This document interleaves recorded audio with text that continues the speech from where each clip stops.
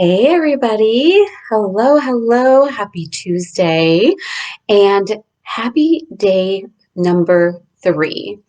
So, welcome to day number 3 of our Count Your Blessings challenge. I'm so excited to be sharing a very, very special exercise with you all today. But first, I'm going to recap what it is that we're doing, and I'll go through what we've done for the last 2 days so we can get you all caught up. So, if you are on here live, make sure to let me know. If you're watching this on the replay later, let me know that too. And make sure that you post your assignments for all 3 days so that tomorrow I can pop in here and give something fabulous away. Okay, so that is the agenda.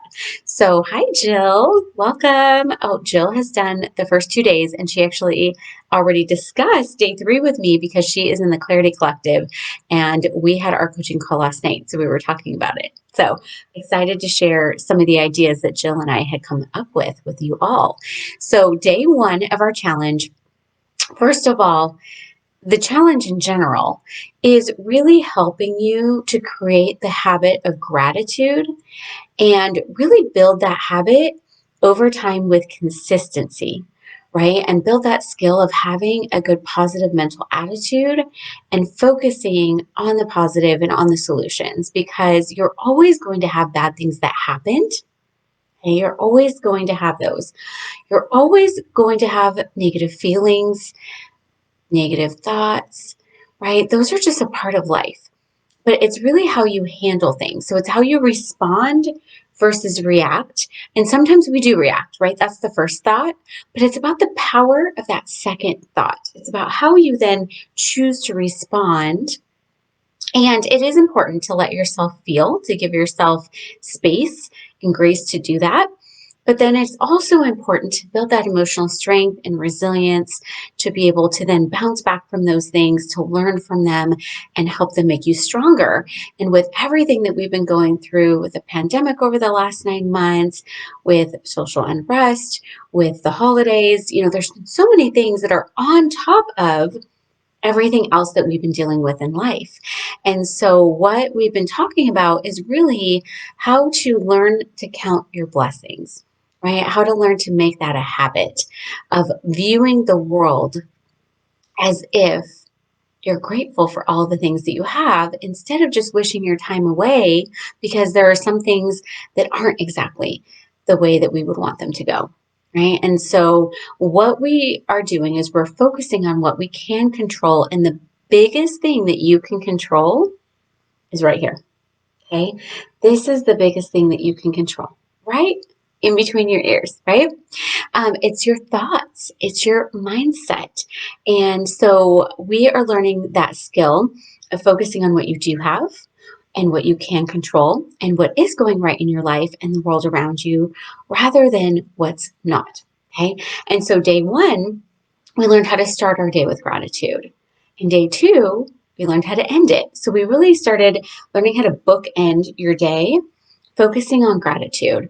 And so you can do these in reverse order. You can do them in whatever order you want. You can do them once a week. You can do them once a day, twice a day, whatever you'd like to do. But we talked about first gratitude journaling with intention.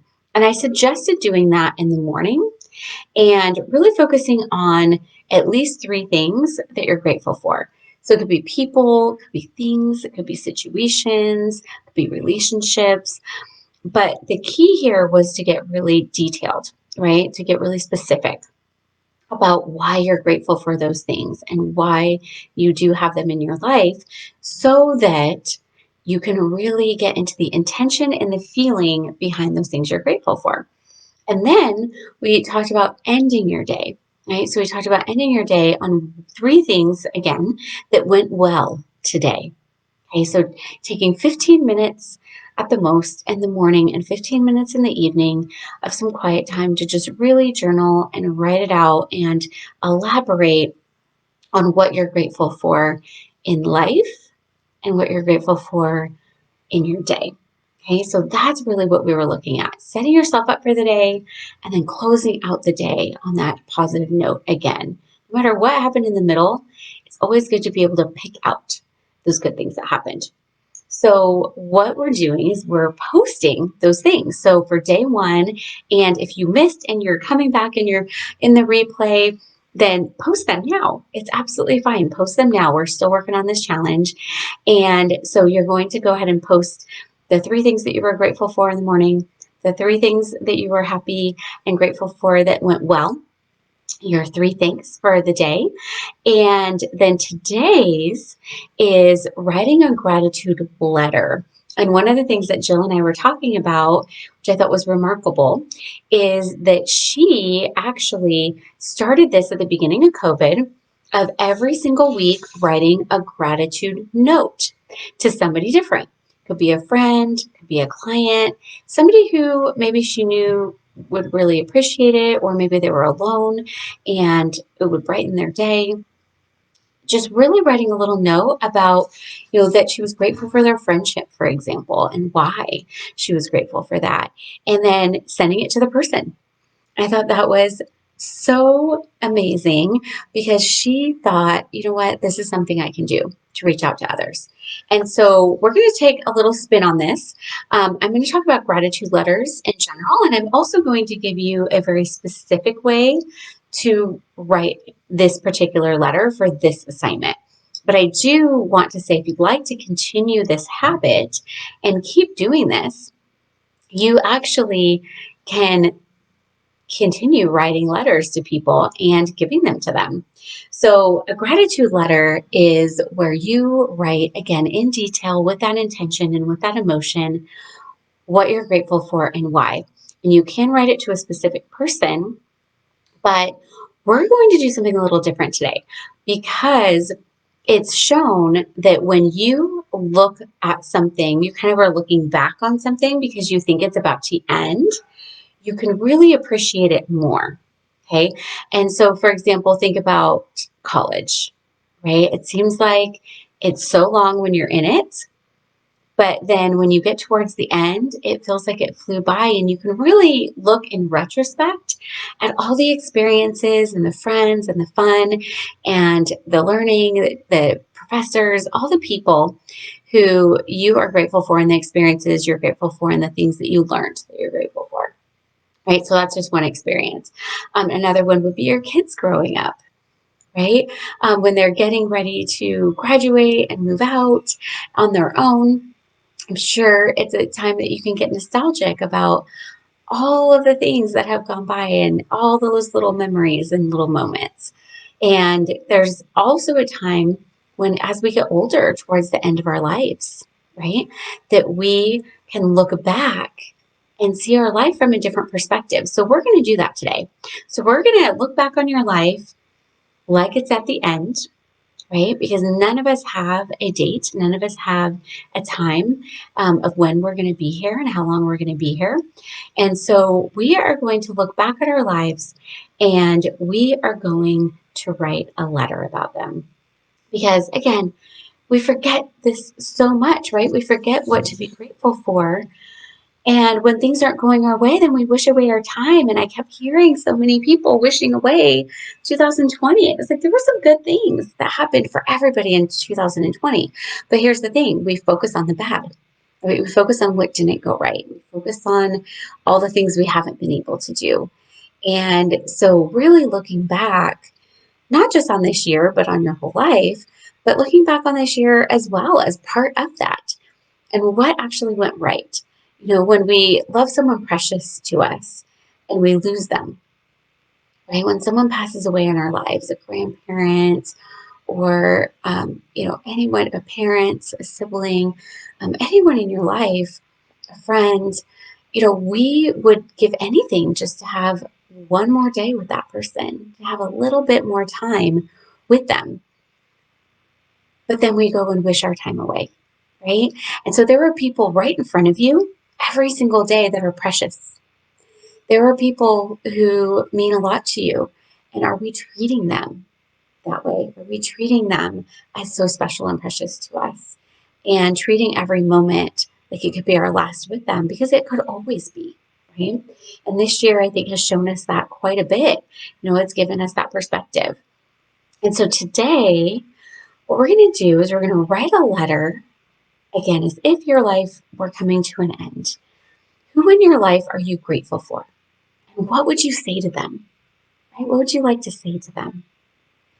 Who has ever touched your life in a positive way?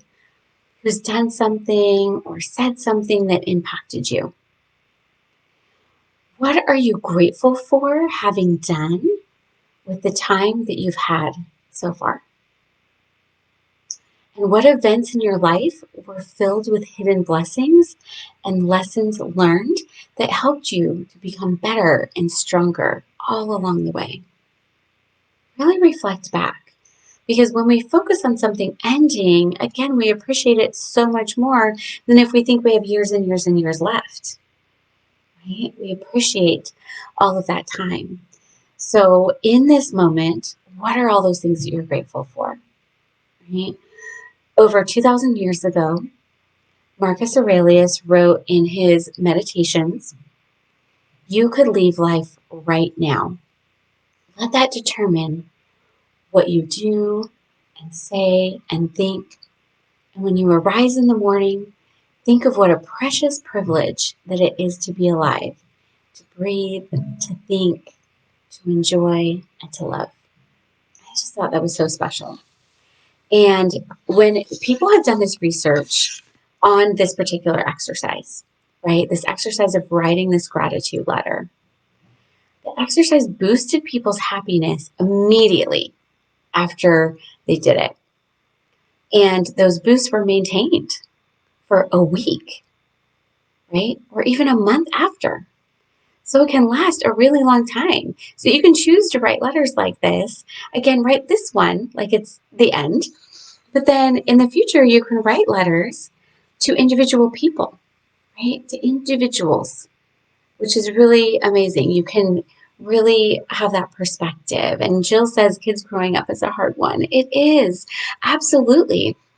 And so this is a really good time when you're going through any transition like that or any loss, or again, right now we're all kind of going through that grief cycle with the pandemic and the holidays and how things are different, or something's missing, or we're not able to do those big gatherings. These are really good times to write those kinds of gratitude letters of what you're grateful for and all those special, precious moments from when your kids were growing up and all the holidays that you spent with them, even if you can't be spending it with them now. And of course, we have technology, so that helps us tremendously in being able to connect with each other now in ways that we weren't able to in years past. But think about that. Doing this, writing this gratitude letter, can last a week. It can last even a month after. So you could do this once a month for the next year. This could be something you do now, and then each month of 2021, write a letter a month. That would be amazing. You can write the letters to the people and you can choose to share them with the people you write about, right? Or you can choose to keep it private. It honestly doesn't matter for you. You're going to get those good benefits either way. But of course, you can bless the other person by sharing it with them if you want to. Right? It may be a hard relationship that you're writing about and someone you don't necessarily want to share that letter with, but it gives you perspective. And when we come out of really difficult relationships, there were good things sometimes that came out of that. Sometimes children come out of those relationships for my clients. There are things to be grateful for, and they are, but sometimes it gets colored by all the bad, right? And we forget why we were in love in the first place or why we loved that person who now we've lost. And so either way is beneficial to you. If you would like to share your letter with your loved ones, you can absolutely do that. But literally, just writing the letter is enough to create a substantial increase in gratitude and in happiness that is going to be long lasting. So those are your 3 assignments for these 3 days. Simple exercises, right? These are really simple, but they're thought provoking, and you have to be intentional about them. And really doing these is going to help you to shift your mindset, get your mindset in the right place for the holidays. If the spirit of the holidays hasn't been in you up until this point, this can help you get into that, right? This can help you to do that. Start reflecting on some of those traditions that you loved as a kid and maybe you've let go of that you could pick up, or shift things. Shift things. I know we have a lot of traditions or the holidays that we can't do this year because of the pandemic, but I'm either creating new ones or shifting, right? Adjusting them, finding those things that you can do to really help to boost your happiness and the happiness of the people around you, because it's all about taking care of yourself and your mindset first so that you can then go and be present for the people in your life, for the people around you. So make sure that you post all 3 days, right? So make sure you post answers to those. You can post them on any of the videos. It's absolutely fine. I'm going to go through and count those up. And then tomorrow, I'm going to come right back here and I am going to let you guys know who the winner was, which is going to be really exciting. And I may be back here earlier tomorrow.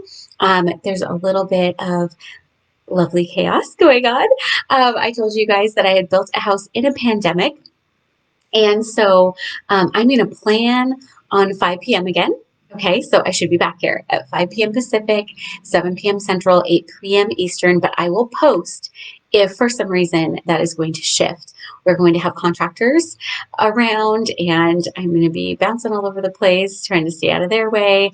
It should be the last round of contractors, so keep your fingers crossed for me because this should be it. This should be done tomorrow, hopefully. So make sure that you post those because I'm going to do that drawing and you're going to get to choose. So whoever the winner is does get to choose. They get to choose between a 1-hour coaching session with me, or they can choose an empowering download from my program, The Clarity Collective, and I'll tell you more about that tomorrow and more about those particular recordings and how all of that works and what all the options are. And then I also have a choice of a book. So one of my favorite books on gratitude. So you're going to get to choose which one you like. It'll be my Merry Christmas present to one of you who's here participating, but make sure that you post answers for all 3 days and then I will pick a winner. So have an amazing evening, everyone. I am so thrilled to have you all here in this challenge with me. I can't wait to share a little bit more tomorrow, but first who the winner is, a little bit more about gratitude and about being able to really control your emotions more, right?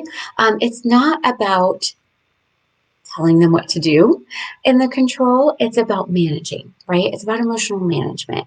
And so I'm going to talk a little bit more about that. And I am going to tell you more, like I said, about the Clarity Collective, because I am opening some last minute spots before the end of the year in that program.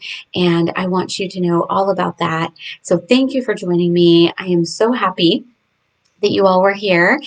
Make sure that you are posting in the comments. I will come back and check in on you and I will make sure that I see all of them and that every single entry is counted, and we'll be giving away some goodies tomorrow. Have an amazing evening, you guys. Thanks for being here.